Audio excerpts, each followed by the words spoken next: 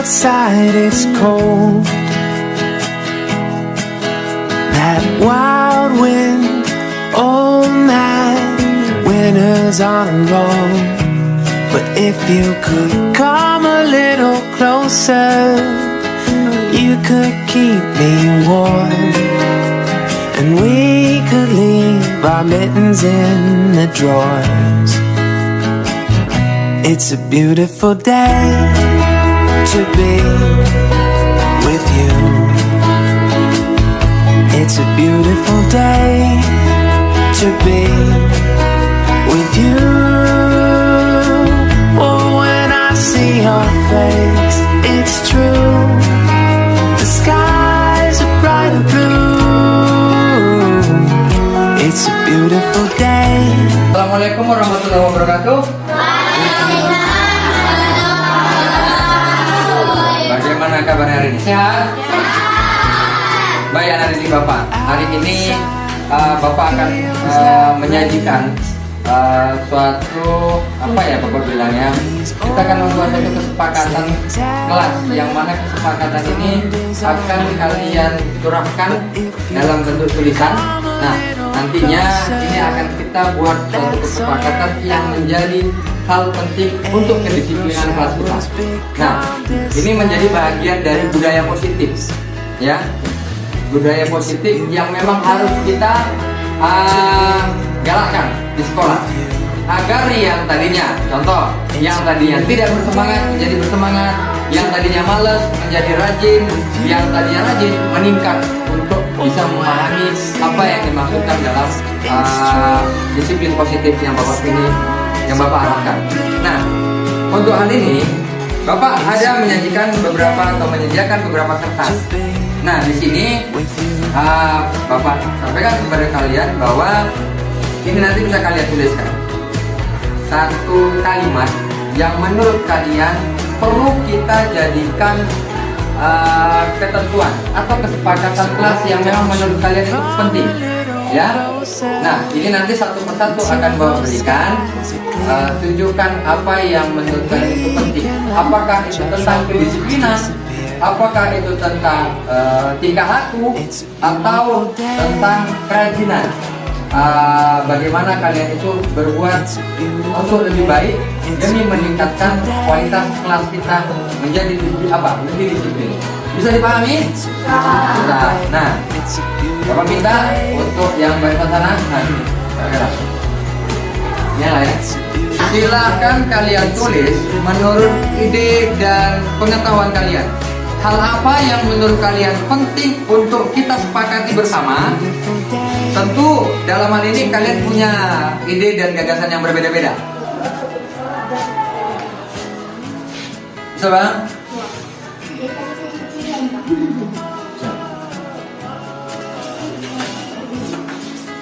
Oke Bang Adriano. Selanjutnya, warna apa? Iya.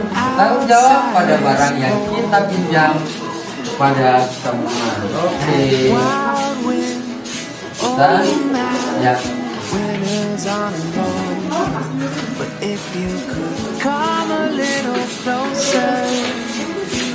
Ya.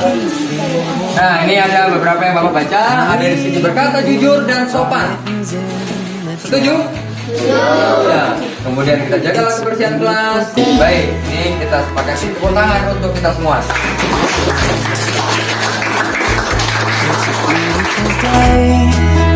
To be with you. Oh, when I see your face, it's true.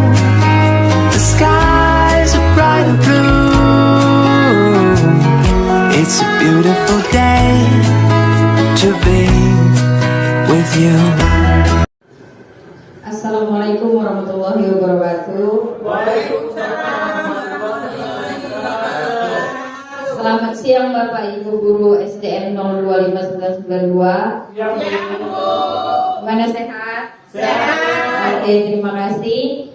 Tidak panjang lebar, acara hari ini adalah pembukaan pemaparan definisi budaya positif oleh Bapak Arifin S. Mari kita buka acara ini dengan baik dengan mengucapkan basmalah. Bismillahirrahmanirrahim. Langsung saja kita masuk ke inti acara, yaitu pemaparan diseminasi budaya positif tersebut kepada Bapak Muhammad Arifin S. Kita persilahkan dengan hormat.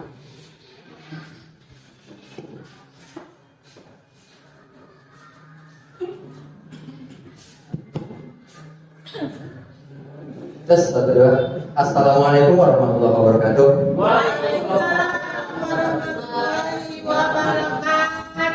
Senyumnya jadi kelihatan. Coba kita ulangi. Assalamualaikum warahmatullahi wabarakatuh.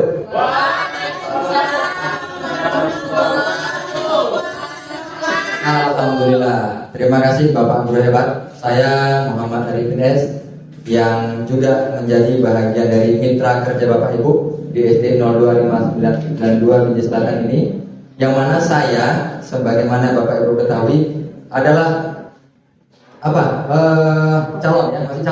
calon guru penggerak angkatan 7 dari Kota Binjai yang sudah kami jalani kegiatan ini lebih kurang hampir 2 bulan. Nah, yang mana di awal-awal kami itu kemarin mengikuti kegiatan, ada tahapan yang mana kami harus menyelesaikan satu modul. Tapi satu modul ini terdiri dari 4 bahagian. Ada yang pertama modul 11 itu terkait mengenai filosofis pendidikan menurut Ki Hajar Dewantara.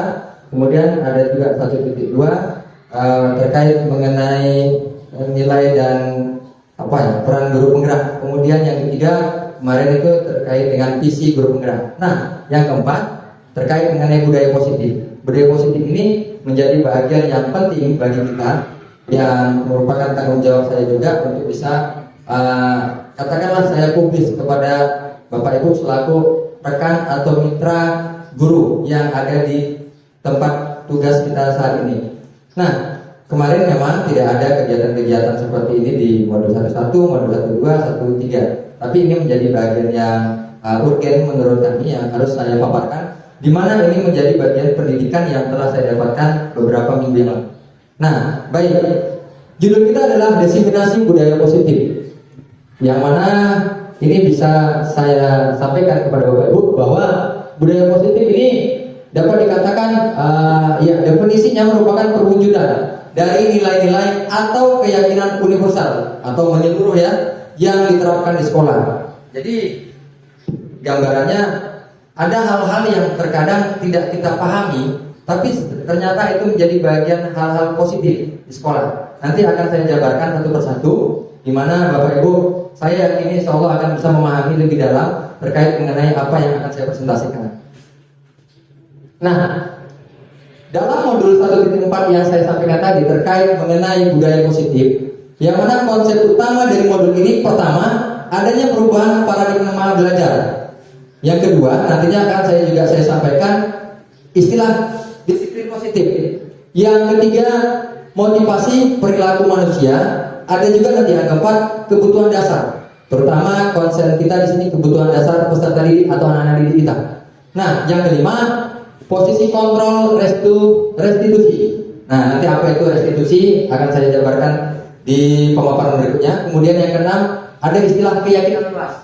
Ya, keyakinan kelas. Kemudian yang ketujuh ada lagi namanya segitiga restitusi. Nah, kita bahas satu persatu. Yang pertama perubahan paradigma belajar. Definisi dari perubahan paradigma belajar ini adalah pembelajaran paradigma baru yang memastikan bahwa praktek pembelajaran yang berpusat pada murid, yang mana setiap murid itu belajar sesuai kebutuhan dan tahap perkembangannya untuk mewujudkan profil pelajar Pancasila. Nah, profil Pancasila itu yang sekarang digagas oleh Kementerian Pendidikan, yang definisinya begini sederhananya. Seorang anak itu katakanlah dari kelas 1 sampai kelas 6, ya sederhananya kelas 1 aja lah, 15 orang, tentu memiliki bakat yang berbeda. Di sini kita tidak bisa menyamakan kemampuan mereka.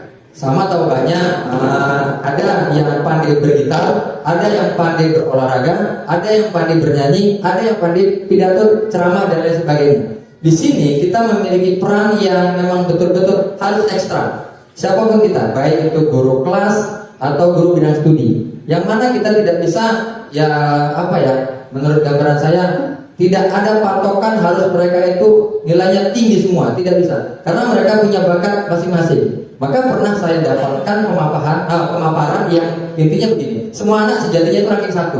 Siapapun kita, siapapun dia, dan bagaimanapun keadaan maupun latar belakangnya. Jadi pola yang inilah yang dikatakan perubahan paradigma belajar yang baru. Kalau dulu mungkin kita ada istilah KKM. Masih ingat Bapak Ibu? Matematika tuh harus 75 misalnya atau 70. Bapak kerja misalnya harus 80. Kalau nggak sesuai grade-nya itu, ini anak anjlok, turun kelas atau bahkan tinggal kelas. Kira-kira seperti itu. Jadi di kegiatan guru guru penggerak, kami diajarkan, diberikan pemahaman bahwa pola pendidikan yang sekarang harus melihat bagaimana gestur pola pikir si anak tadi. Nah, ini memang kerja keras kita masing-masing Bapak Ibu. Itu tentang istilah perubahan paradigma belajar.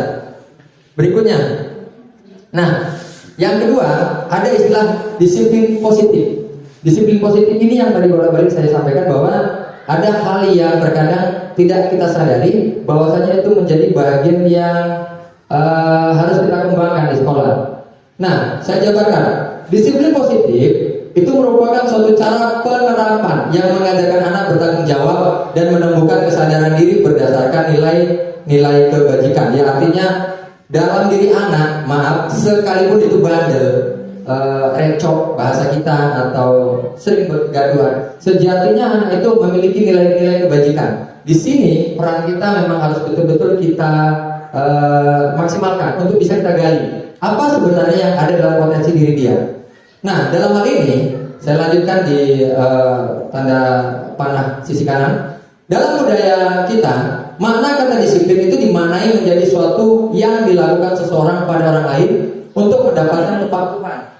Dan kita cenderung menghubungkan kata disiplin dengan ketidaknyamanan. Nah, mungkin dalam konsep ini sedikit saya jabarkan gini. Kita kalau di benak kita di masa lalu atau saat inilah katakan, sebelum saya mempelajari ini, cara pandang saya tentang disiplin atau cara pandang kita tentang disiplin itu seseorang harus mematuhi suatu aturan. Nah, bahwa kalau nggak mengikuti peraturan maka dia nggak disiplin. Kira-kira seperti itu. Tapi ternyata tidak demikian Bapak Ibu. Yang harus kita gali itu kesadarannya, bukan dari diri orang lain untuk mematuhi aturan tersebut. Nah, berikutnya, disiplin positif dapat membuat murid memahami dan menyadari berdasarkan motivasi internal.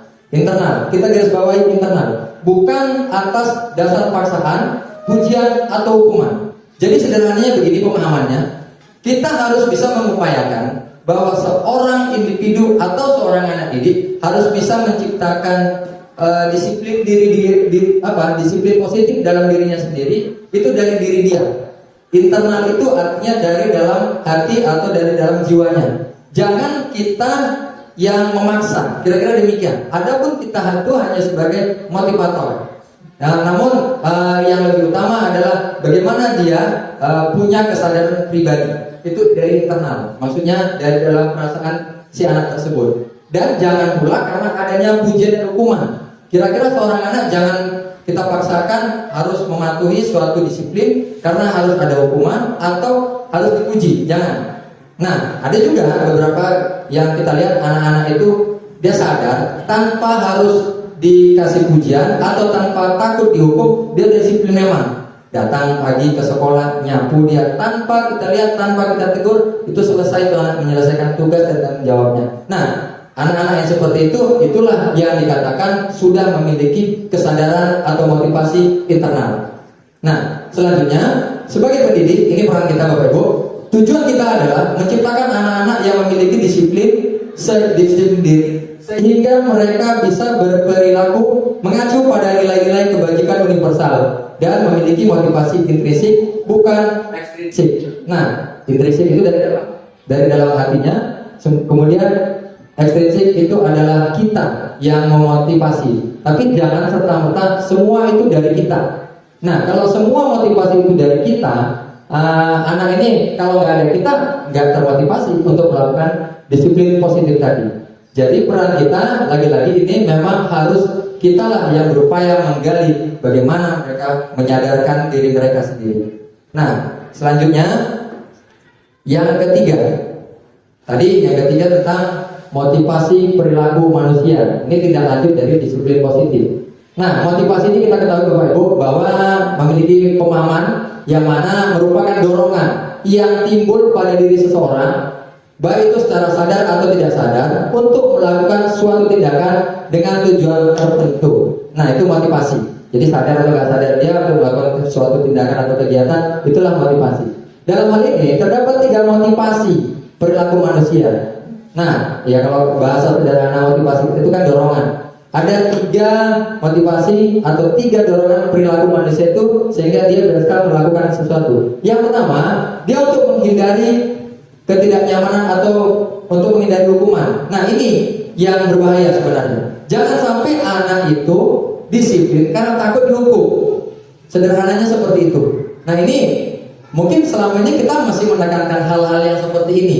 Jangan sampai anak itu seperti inilah. Karena ini bagian menjadi motivasi eksternal. Kalau nggak kita bimbing, ini anak akan juga keluar dari ranah disiplin positif. Yang kedua, motivasi anak itu untuk mendapatkan imbalan dan penghargaan dari orang lain. Ini banyak.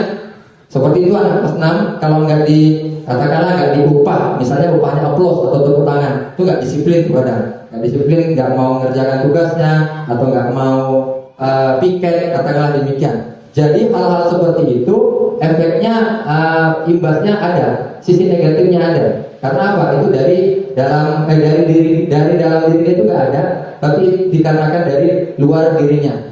Nah, yang lebih utama inilah yang harus kita capai. Yang mana kalau bisa seorang anak itu memiliki motivasi perilaku positif itu untuk menjadi orang yang mereka inginkan dan menghargai diri sendiri dengan nilai-nilai yang mereka percaya. Nah, saya bisa berikan gambaran bahwa yang nomor 3 itu disitulah seyogianya kita berupaya menggali bagaimana dengan cara apa kita. Saya yakin Bapak Guru hebat tahu cara dan trik setiap mensiasati anak-anak didik kita bagaimana menggali potensi dia agar ke depan 1, 2, 3 atau 1 minggu, 2 minggu anak-anak itu bisa memahami tanpa harus ada sokongan dari kita. Dia bisa memahami bahwa tanggung jawab itu ada dalam dirinya sendiri. Nah, kira-kira inilah 3 motivasi perilaku manusia, makanya dia bisa melakukan tindakan atau sesuatu.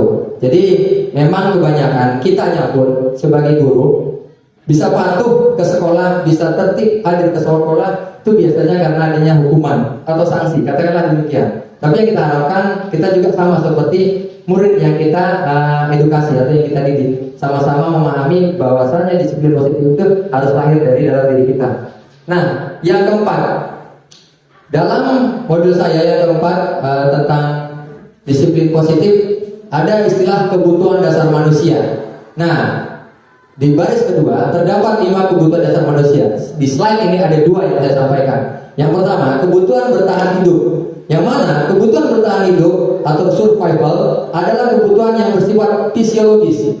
Untuk bertahan hidup, misalnya tentang kesehatan, ya Bapak Ibu, adanya atau keperluan rumah, keperluan makan. Nah, ada juga ini yang lebih sensasional ini Pak Penjas. Kebutuhan biologis. Iya, kebutuhan biologis. Sebagaimana ini merupakan bagian dari proses reproduksi, termasuk kebutuhan untuk tetap bertahan hidup. Ya, orang menikah ingin dapat keturunan, tentu ingin mendapatkan anak. Itu bertahan hidup. Itu keturunan siapa? Oh, itu keturunan Bapak Penjas, Bapak Juniarso. Ini anaknya, ini cucunya, kira-kira demikian. Nah, itu yang kita harapkan. Itu menjadi bagian dari kebutuhan bertahan hidup. Nah, yang kedua tentang kasih sayang dan rasa ingin diterima. Nah, seperti yang didik kita Bapak Ibu, itu ada kalanya kalau Bapak Ibu, saya yakin pernah lihat video atau YouTube, ada guru nanti nyapa anaknya dipeluk atau di, ya bahasa kita cas gitu. Itu udah menunjukkan rasa kepedulian, kasih sayang kepada anak didik kita. Nah, kebutuhan untuk disayangi dan diterima meliputi kebutuhan akan hubungan dan koneksi sosial. Ini penting. Kalau kita acuh kepada anak didik kita, mereka pun suatu saat akan acuh kepada kita. Itu jelas, feedbacknya demikian. Nah, kebutuhan untuk memberi dan menerima kasih sayang dan kebutuhan untuk merasa menjadi bagian dari suatu kelompok. Jangan sampai dalam hal ini kita diskriminasi.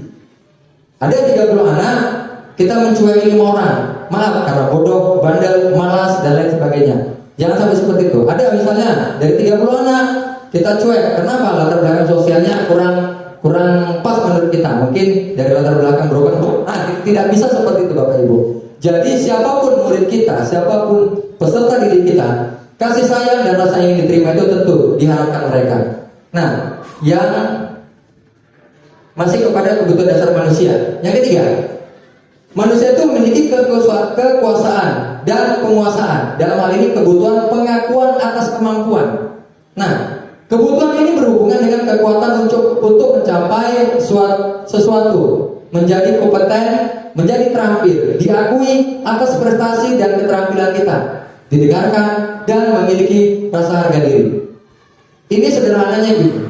Bapak Penjas membuat suatu kegiatan yang diakui oleh dinas kecamatan. Apa itu misalnya? Kompetisi apa? Kompetisi bola voli misalnya Pak ya. Bola kasti. Dan itu diakui oleh dinas pendidikan. Ada suatu rasa kebanggaan yang ingin diharapkan oleh Bapak Penjas tadi. Benar apa enggak Pak? Iya. Begitu juga Ibu Agama. Ibu Agama menggagas suatu kegiatan apa? Sholat duha. Nah di situ sedikit banyaknya Ibu Agama ini ingin diakui bahwa itu aku loh yang membuat. Dan syukurnya anak-anak itu bisa menerima atas apa yang disarankan.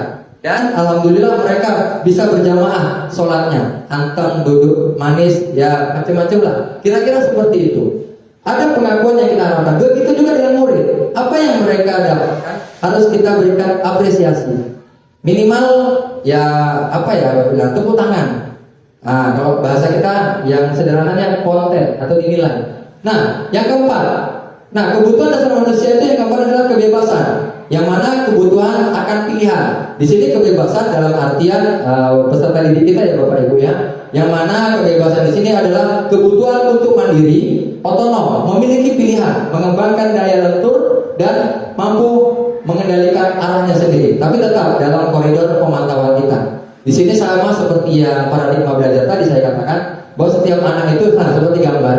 Ini mungkin si Susan, maaf ya, si Susan sukanya main gadget. Kita sebenarnya udah ada ya, Bapak Rusli ya, gadget udah ada atau Chromebook. Ini bisa dimanfaatkan anak-anak. Ada yang sukanya seni wayang. Berikutnya ada yang seni suara. Kemudian ini apa nih ya, orator ini sepertinya ya. Ya pembawa acara atau MC. Nah ada yang suka ngedance atau apa ya menari. Nah kira-kira inilah yang harus kita bimbing anak didik kita. Sulit atau tidak, kita juga harus berkolaborasi. Saya yakin dari kita yang 5-15 orang ini punya bakat dan minatnya masing-masing. Itulah yang kita bisa berdayakan kepada anak didik kita. Maka kita guru kelas nggak bisa kerja sendiri, guru penjas juga nggak bisa kerja sendiri, guru agama apalagi akan kewalahan kalau nggak ada namanya kolaborasi. Nah, kenapa anak didik itu jadi tanggung jawab kita siapapun dari mulai kelas 1 sampai kelas 6. Selanjutnya yang terakhir, nah kebutuhan dasar manusia yang terakhir adalah kesenangan. Nah, kebutuhan akan kesenangan adalah kebutuhan untuk mencari kesenangan, humor, bermain, bersenang-senang, bergembira, antusiasme, dan tertawa. Nah, kemudian Glasser ini salah satu tokoh pendidikan yang saya kutip, dia menghubungkan kebutuhan ini dengan belajar. Saya pernah baca satu artikel bahwa khusus anak laki-laki, bermain mereka itu ternyata Bapak Ibu, bermain mereka itu ternyata belajar. Jadi jangan kita larang mereka bermain. Saya setuju yang sering dibuat Pak Penjas. Biarkan aja dia main-main. Karena saya yakin Pak Penjas sudah memahami bagaimana ideologi anak-anak didik kita itu untuk bisa membiarkan anak-anak berekspresi. Karena bagi anak laki-laki bermain adalah belajar. Sama seperti yang si Glasser sampaikan bahwa ada kaitan antara kegiatan bermain kemudian kegembiraan mereka itu menjadi bagian dari belajar. Jadi kelima kebutuhan dasar manusia ini saya yakin Bapak Ibu sebenarnya sudah pernah dengar atau mungkin melaksanakan atau merasakan apa yang terjadi kepada diri kita selama ini. Nah, berikutnya dari modul budaya positif saya yang kelima adalah posisi kontrol restitusi. Mungkin bertanya-tanya, apa itu restitusi? Restitusi itu adalah hal yang dilakukan sebagai upaya untuk membantu siswa memperbaiki diri agar dia dapat kembali ke kelompoknya dengan karakter yang lebih baik dan kuat. Nah, saya ilustrasikan gini. Ada anak yang melakukan tindakan kesalahan. Mohon maaf, selama ini kita masih menjudge atau masih menghukum dia dengan kata-kata yang mungkin sedikit banyaknya membuat nyalinya menjadi ciut, atau bahkan maaf ya, kita makin mengolok-oloknya di depan teman-temannya. Ini bertentangan dengan hal itu, karena bagaimanapun restitusi itu kita berupaya membangkitkan semangat anak. Kita cari kriteria yang benar bahwa setiap anak yang salah sebenarnya ada di situ komponen dalam benak dan pikirannya itu perbuatan yang benar. Maaf, perbuatan yang salah dilakukan anak itu ada hal yang benar yang bisa sebenarnya kita gali, tapi mungkin kita belum berkemampuan dalam hal itu. Betul Firman? Iya. Nah, dalam hal ini ada peran kita sebagai guru terkait mengenai restitusi ini. Kita harus bisa membangkitkan mereka itu apa ya? Kalau anak ini salah, jangan sampai anak ini terasi. Usahakan anak ini yang salah kita upayakan berkumpul dengan teman-temannya lagi dan teman-temannya bisa menerima. Nah, ada beberapa hal yang mungkin terkait 5 posisi kontrol yang bisa kita lakukan. Pertama, istilah penghukum. Kita menganggap bahwa dengan cara menghukum anak yang salah itu bisa jerat, dan anak yang salah itu tidak akan melakukan perbuatan hal-hal negatif bersama teman-temannya lagi. Nah, saya bacakan di sini. Seorang penghukum itu bisa menggunakan hukuman fisik maupun verbal. Ya, kata-kata lah, fisik itu kita cubit lah, ya. Orang-orang yang menjalankan posisi penghukum itu senantiasa mengatakan bahwa sekolah memerlukan sistem atau alat-alat yang dapat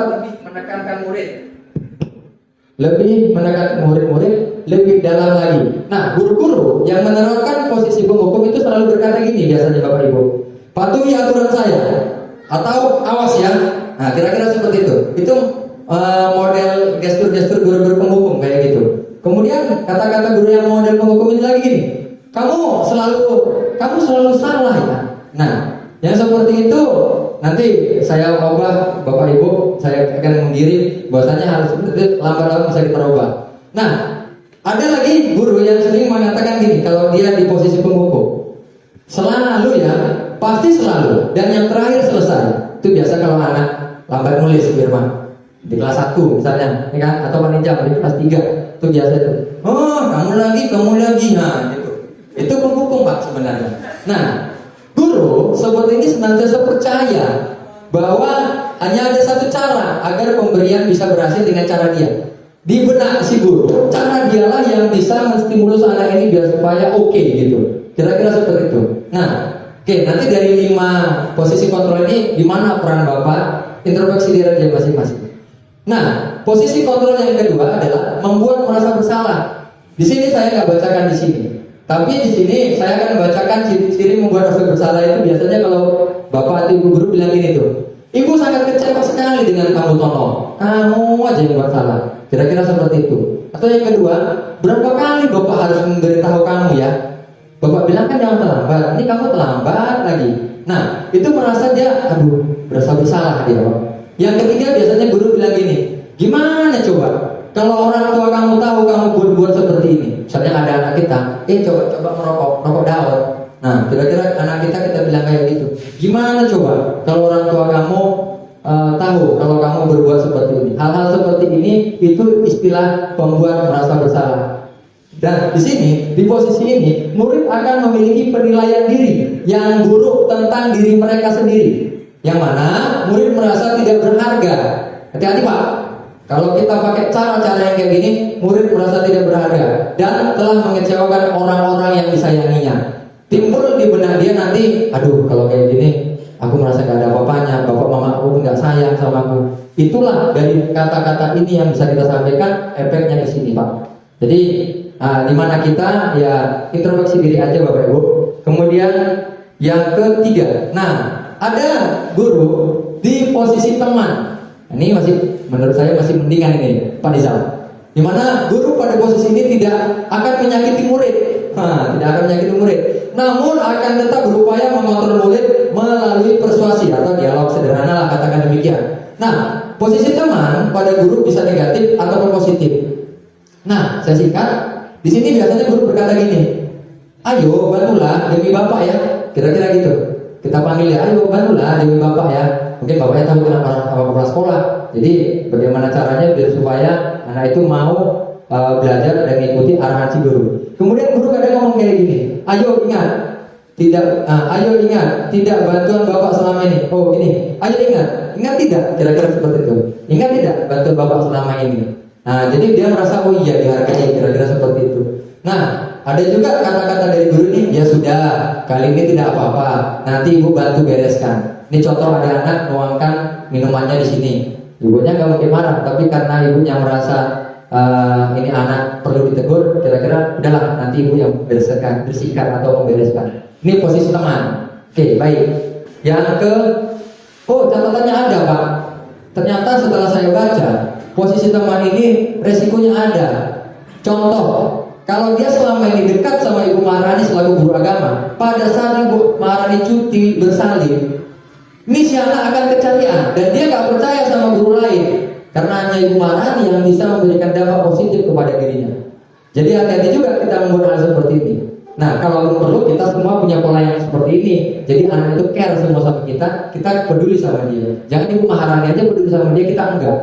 Resikonya dia akan merasa dikucilkan kepada guru lain. Karena selama ini Ibu Maharani yang membuat dia seperti teman. Nah, ada istilah guru ini adanya pemantau. Nih, misalnya Pak Rusli nih, pemantau. Nah, dalam hal ini memantau berarti mengawasi, ya. Kita bertanggung jawab atas perilaku anak-anak didik kita, kira-kira seperti itu. Nah, pertanyaan-pertanyaan yang biasa diajukan oleh guru-guru yang polanya memantau ini biasanya gini, peraturannya apa? Nah, kira-kira gitu Pak. Peraturannya apa? Kamu kok nggak ngerti sih ini peraturannya apa gitu? Kamu udah berapa kali berbuat kesalahan? Kira-kira seperti itu. Nah, apa yang telah kamu lakukan? Padahal bapak ibu gurunya udah tahu nih tadi, tapi ditanya ulang gitu. Kemudian sanksi atau konsekuensinya apa yang harus bapak terapkan kepadamu karena kamu berbuat kesalahan?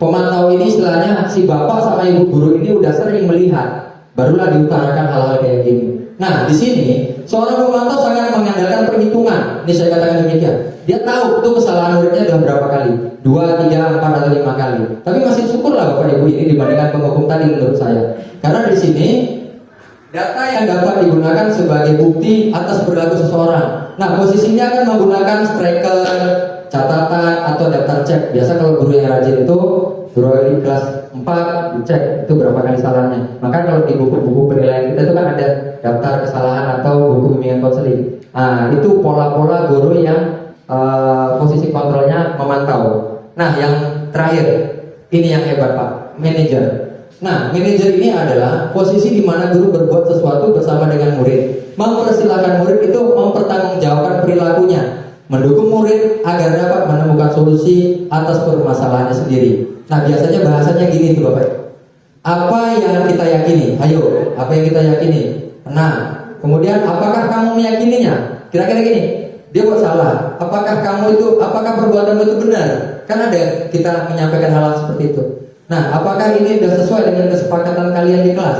Nah, dalam hal ini, jika tugas seorang manajer itu memang betul-betul mengatur perilaku seseorang, kita membimbing murid untuk mengatur dirinya, atau seseorang manajer itu bukan memisahkan murid dari kelompoknya. Jangan sampai dia itu kita pisahkan dari teman-temannya. Nah, upayakan dalam hal ini kita berada dalam kontrol ini. Nah, tapi mengembalikan murid tersebut ke kelompoknya dengan lebih baik dan lebih kuat lagi. Itu di bawah ada salinan YouTube, nanti mungkin bisa saya share ke WA. Di situ ada contoh bagaimana posisi guru itu sebagai manajer. Inti dari ini adalah kita itu harus bisa berdialog secara persuasif yang lebih intens lagi. Nah, baik. Tadi di Bapak Ibu sedikit lagi di modul saya di kegiatan budaya positif yang keenam adalah keyakinan kelas. Istilah keyakinan kelas ini adalah sesuatu yang diyakini bersama yang berasal dari penyatuan pikiran atau untuk menjadi nilai-nilai kebaikan untuk diturunkan di kelas-kelas. Nah, dalam hal ini begini Bapak Ibu, saya persingkat aja di sini. Bahwasanya keyakinan kelas itu jangan kita yang membuat aturan, libatkan anak. Bapak Ibu pernah tahu ada catatan kecil sticky note, itu yang kecil-kecil itu yang berwarna-warna. gunakan itu, berikan kepada anak didik apa yang harus kita sepakati nak. Dan kapan ini dibuat? Kira-kira seperti itu. Bisa dibuat di tahun ajaran baru atau di awal-awal semester. Berikan kepada mereka keleluasaan. Jadi kira-kira kesepakatannya apa? Pak, saya membuat kesepakatan, jangan lupa mengerjakan PR.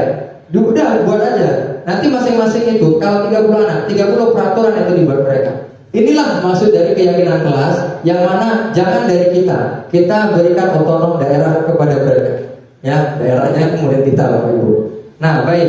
Yang terakhir, baik Bapak Ibu, masih semangat? Alhamdulillah. Nah, materi dari budaya positif yang terakhir adalah segitiga restitusi. Nah, ini juga hal baru yang saya dapatkan di kegiatan guru penggerak, yang mana selama ini ada hal-hal yang tidak saya ketahui dan alhamdulillah sudah saya ketahui. Dimana gini Bapak Ibu, bahwa segitiga restitusi itu adalah suatu proses dialog yang dijalankan oleh guru atau juga orang tua agar dapat menghasilkan murid yang mandiri dan bertanggung jawab. Nah, dari segitiga ini sederhananya saya ilustrasikan, ada anak yang melakukan kesalahan, tapi tahap awal yang harus kita lakukan, kita coba stabilkan identitas dia. Cara menstabilkan identitas seorang anak itu, nah, yang pertama ini sesuai dengan garis yang paling bawah tadi. Pertama, dalam hal ini kita harus memahami bahwa berdasarkan prinsip membuat kesalahan atau anak yang berbuat kesalahan itu adalah bagian dari proses pembelajaran. Kita meyakini dan harus meyakini bahwa setiap anak yang melakukan kesalahan itu menjadi bagian dari proses pembelajaran. Nah, di sini tahapan-tahapan ini di menstabilkan identitas, kita itu berperan menggeser identitas murid dari identitas gagal ke identitas sukses. Artinya, jangan makin kita jerumuskan yang atas kesalahannya. Upayakan kita cari pola tata bahasa atau cara berpikir yang positif agar kebiasaan-kebiasaan buruknya itu menjadi kebiasaan-kebiasaan yang berhasil atau yang sukses. Kira-kira seperti itu. Nah, dalam menstabilkan identitas ini juga, kita tuh jangan mengkritik murid, biarkan dia dulu berekspresi menyampaikan apa yang ingin disampaikannya. Bahwa jangan mengkritik murid itu yang sedang mengalami identitas gagal. Kadang kan ada anak yang salah, lapor sama Ibu Irma, Bu, saya tadi gaduh Bu sama dia. Jangan semakin kita tekan dia bahwa anak tersebut seyogianya kita dengarkan ocehannya ataupun alasan dia mengapa melakukan hal itu. Nah, ajukan pertanyaan-pertanyaan seperti ini. Yang pertama, membuat kesalahan itu sesuatu yang wajar loh, nah. Kira-kira seperti itu. Nah, atau yang kedua, manusia itu tidak ada yang sempurna loh, nah. Kira-kira seperti itu loh. Jadi cari bahasa yang menstabilkan situasi agar dia itu tidak menjadi temperamen. Nah, kita juga bisa menyampaikan, kita bisa memperbaiki masalah ini. Nah, walaupun di benak kita, dalam pikiran kita itu udah kecewa berat sama ini anak, tapi kita harus bisa menyampaikan hal-hal yang seperti inilah. Kemudian yang kedua, saya tidak menanyakan kesalahannya.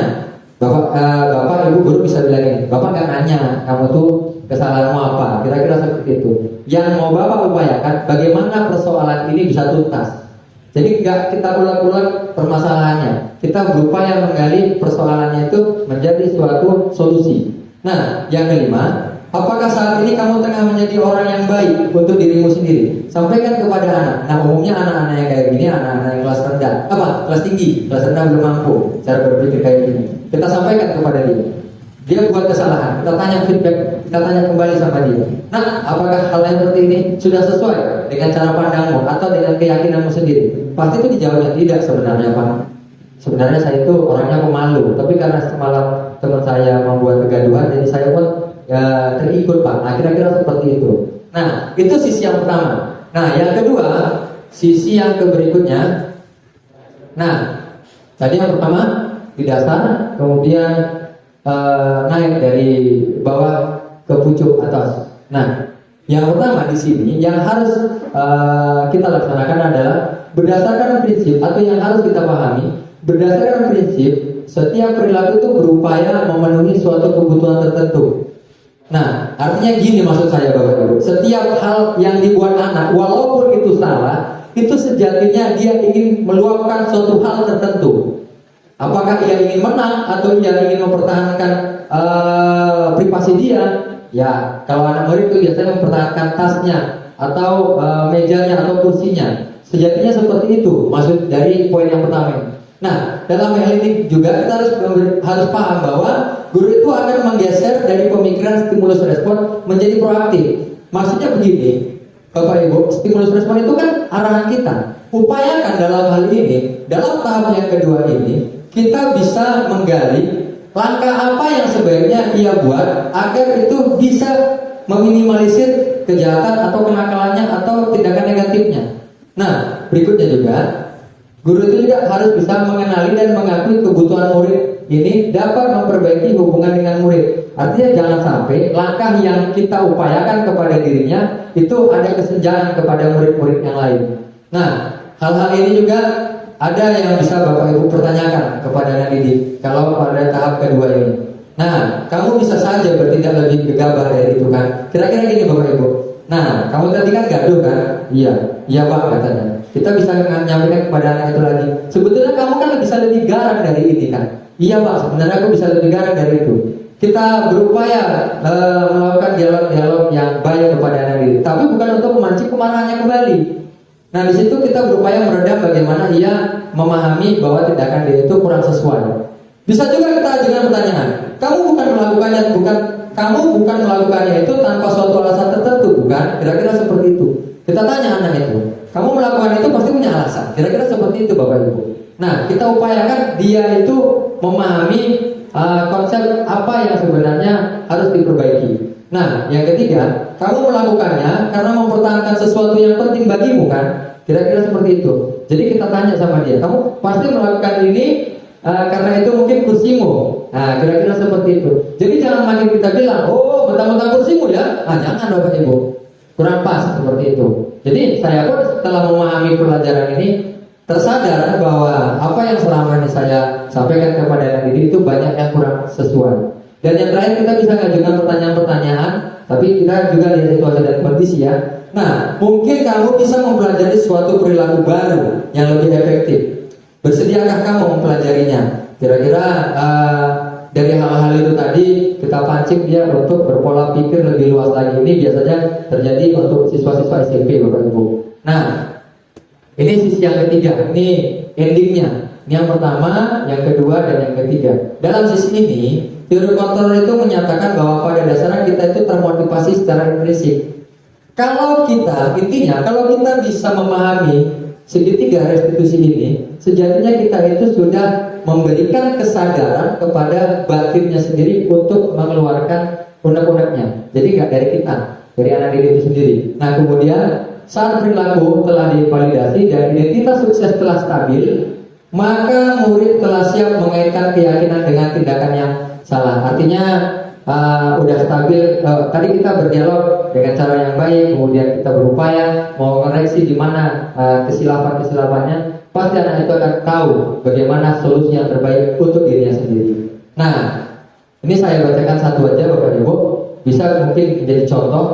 Pertanyaan apa dalam hal ini? Bisa gini. Nah, sebagai keluarga atau sebagai keluarga di kelas, apa yang kamu yakini? Kira-kira gini Bapak Ibu. Nah, setelah kamu melakukan perbuatan salah, apa hal yang sebaiknya kamu lakukan untuk bisa meminimalisir tindakan-tindakanmu yang salah? Kira-kira seperti itu Bapak Ibu. Jadi ini juga ada videonya, nanti saya share Bapak Ibu. Jika jika masih Bapak Ibu berkenan untuk menerima inbox dari saya. Nah, baik, ini konsep utuhnya bahwa setiap anak yang salah kita berupaya menstabilkannya. Ini kata-kata yang mungkin bisa kita sampaikan dalam setiap langkah yang kita lakukan. Ini langkah pertama, ini kata-katanya. Ini langkah kedua, ini kata-katanya. Sana langkah yang ketiga, ini kata-katanya Bapak Ibu. Jadi itu pun artinya kita memang harus memahami hal ini. Ini banyak di YouTube untuk memberikan edukasi kepada kita. Baik, terima kasih Bapak Ibu atas atensi atau perhatian yang saya sampaikan, kiranya inilah yang mungkin bisa saya paparkan dalam kesempatan yang berbahagia ini. Demikian, jika ingin ada bertanya, saya persilakan, mungkin satu atau dua saja. Silakan Bapak Ibu.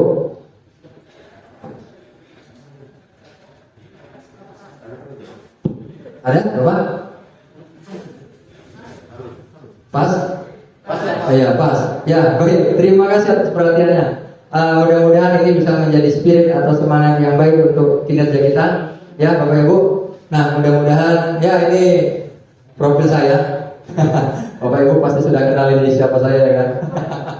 Terima kasih Bu Dia yang menjadi MC terbaik hari ini. Mudah-mudahan Ibu juga dalam keadaan sehat walafiat. Mohon maaf kepada Allah, saya mohon ampun atas segala kesalahan dan kesilapan, dan kepada Bapak Ibu juga saya mohon maaf jika ada kekeliruan dari penyampaian saya. Billahi taufiq wal hidayah. Wassalamualaikum warahmatullahi wabarakatuh.